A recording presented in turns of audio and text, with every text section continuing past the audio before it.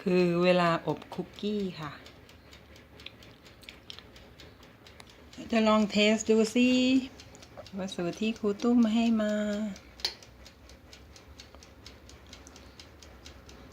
เอามาทำแล้ว คนทำมีประสิทธิภาพแค่ไหนนะคะ